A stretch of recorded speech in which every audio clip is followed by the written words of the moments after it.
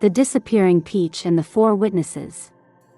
English teacher detective, Simon Sharkisle, usually teaches at Seaside Academy, but whenever a mystery surfaces, people ask for his help.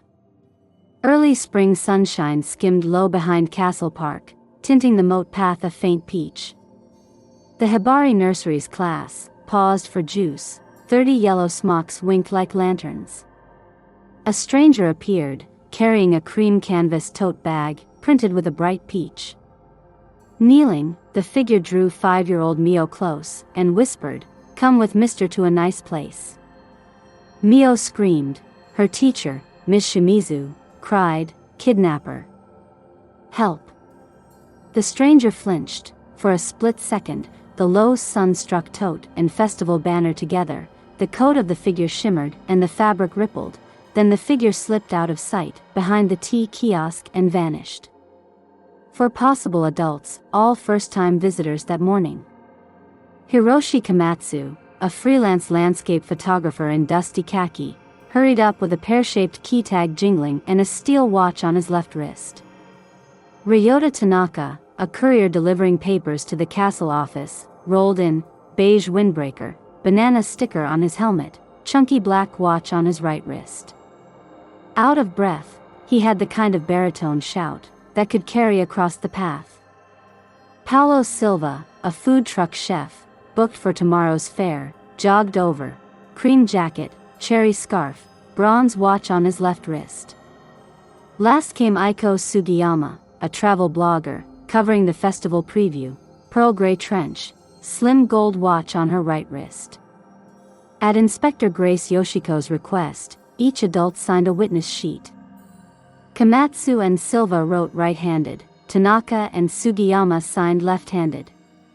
Children nearest the struggle all repeated, pink clothes, a big peach, a man's voice, watch on the right wrist. Left-handed people often wear their watch on the right wrist. Simon's quiet observations.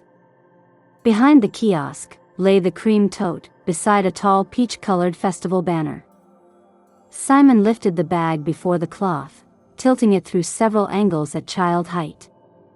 From a child's height, the tote and the tall banner seemed to melt into one wide peach shape, swaying in the breeze. "Color is fickle," he murmured, pocketing a loose peach thread from the banner hem. While Grace reviewed time cards, Simon asked casually, running this way, "Did you notice the poster, high on the east wall?" Morning glare had turned the wall pure white. Beyond it, the tea kiosk waited in shadow. From where the suspect had stood, the east wall caught the full glare of the rising sun. Komatsu thought he'd seen some blurred petals. Sugiyama said, "I could make out the words that said priority flower viewing seats." Tanaka shrugged, "Too bright, nothing." Silva guessed stripes.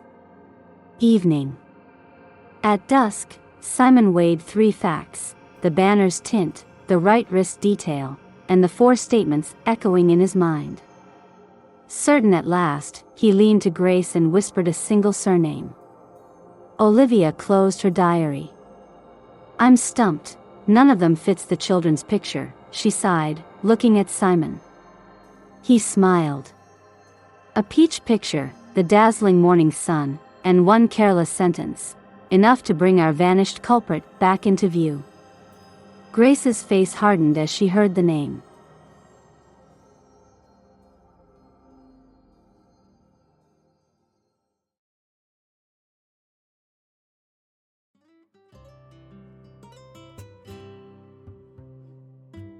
Have you solved the mystery? Do you know the answer? Submit your answer at the site below. Scan the QR code on the screen or use the link in the video description to send it in.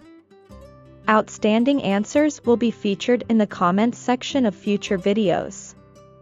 See you next time for another mystery.